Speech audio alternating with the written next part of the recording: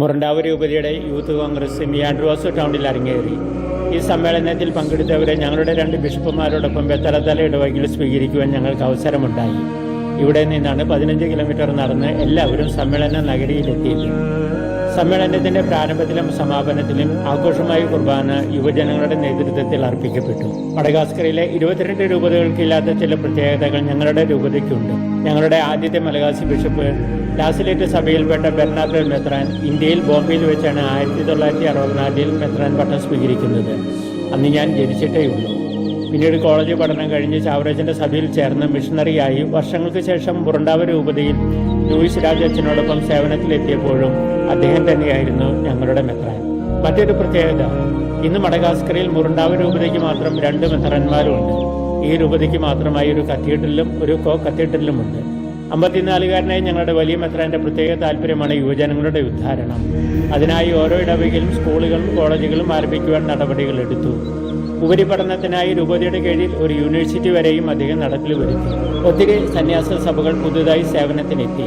അജപാലനത്തിനും വിദ്യാഭ്യാസത്തിനും ആതുര സേവനത്തിനും മുൻതൂക്കം നൽകിക്കൊണ്ട് നമ്മുടെ കൊച്ചു കേരളത്തിൽ നിന്നും CMI മിഷണറിമാർക്ക് പുറമെ സിസ്റ്റേഴ്സ് ഓഫ് ഡെസ്റ്റിറ്റ്യൂട്ട്, ക്രിസ്തുദാസികൾ, CMC സിസ്റ്റേഴ്സ് എന്നിവർ മുറണ്ടാവ് രൂപതയിൽ മിഷണറിമാരായി എത്തി. യുവാക്കളിലാണ് പ്രതീക്ഷ, അവരാണ് കരുത്ത് എന്ന് എല്ലാവരും പറയാറുണ്ട്.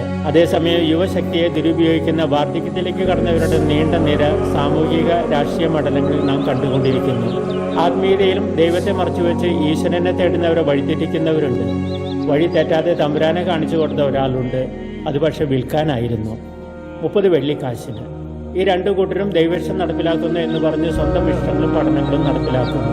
യേശുനാഥൻ ചെയ്തതുപോലെ 3 വർഷം കൊണ്ട് ലോകചരിത്രം മാറ്റിയെഴുതിക്കാൻ സാധിച്ചില്ലെങ്കിലും അണ്ണാറക്കണ്ണനും തന്നാലായത് എന്ന് പറഞ്ഞതുപോലെ ഓരോ യൗവനത്തിനും തങ്ങളുടെ പേരിൽ നന്മയുടെ ഒരു ചരിത്രം സൃഷ്ടിക്കുവാൻ സാധിക്കും. അടുപ്പിലിടുന്ന കരി കത്തി ജ്വലിച്ച് വെള്ളത്തെ ആവിയാക്കി രൂപം മാറ്റുന്നത് പോലെ പ്രായമായി എന്ന് കരുതുന്നവർക്കും ജ്വലിക്കാനുള്ള മനസ്സുണ്ടെങ്കിൽ യൗവനത്തിലെത്താം, ചരിത്രം എഴുതാം.